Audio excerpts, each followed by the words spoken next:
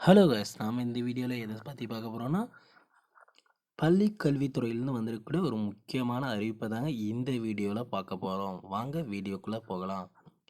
அமைச்சர் அன்பில் மகேஷ் பொய்யாமொழி சொன்னது: சென்னை மெரினா கடற்கரையில் கருணாநிதிக்கு பேனாசின நினைவு சின்னம் வைக்கப்படுவது ஏன் என்பதற்கு அமைச்சர் அன்பில் மகேஷ் பொய்யாமொழி விளக்கம் அளித்துள்ளது. தேர்தல் வாக்குறுதிகள் நிறைவேற்றம்.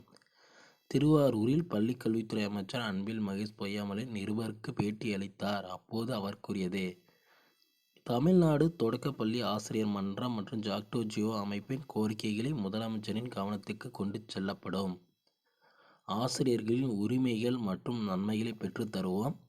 டெட் தேர்விற்கு பிறகு கடந்த ஆட்சியில் போடப்பட்டுள்ள 149 அரசாணையை தேவையில்லை என்கிற கோரிக்கைகளை முன்வைக்கப்பட்டுள்ளது. அதற்கான முடிவு எடுக்கையில் தீர்வு காணப்படும். தேர்தல் அறிக்கையில் ஆசிரியருக்கு அறிவிக்கப்பட்டுள்ளது.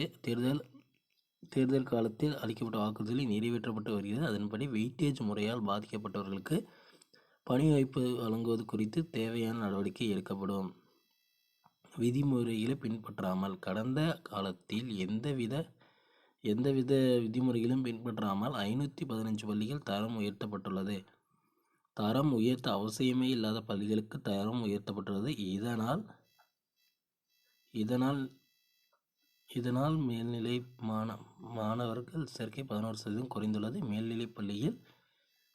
மேல்நிலை பொருட்கள் சேர்த்து வழங்குவது மக்களை அடுத்த கட்டத்திற்கு கொண்டு செல்ல முடியும் என்பதை உணர்ந்த அரசால் பள்ளி மாணவர்களுக்கு வழங்கப்பட்டு குடோனில் வைக்கப்பட்டுள்ள பொருட்களை பயன்பெறக்கூடிய மாணவர்கள் வழங்க கேட்டுக்கொள்கிறேன். கடந்த ஆட்சியில் பள்ளிக் கல்வித்துறை மீது அலட்சியம் காட்டப்பட்டுள்ளதாக சிஏஜி அறிக்கையில் கூறப்பட்டுள்ளது.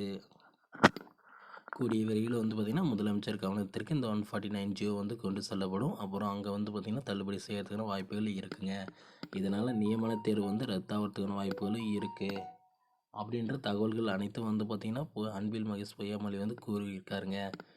இதனால் பார்த்திங்கன்னா நியமன தேர்வு ரத்தாகிறதுக்கு ஒரு வாய்ப்பு இருக்குது அப்படின்னு சொல்லலாங்க.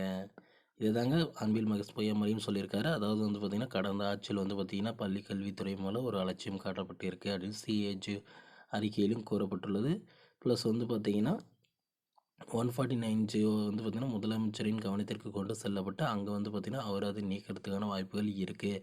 இதனால் பார்த்திங்கன்னா இந்த நியமன தேர்வு ரத்தாகிறதுக்கான வாய்ப்புகள் இருக்குது அப்படின்னு அன்பில் மகேஷ் பொய்யாமொழி அமைச்சர் பார்த்திங்கன்னா சொல்லியிருக்காருங்க.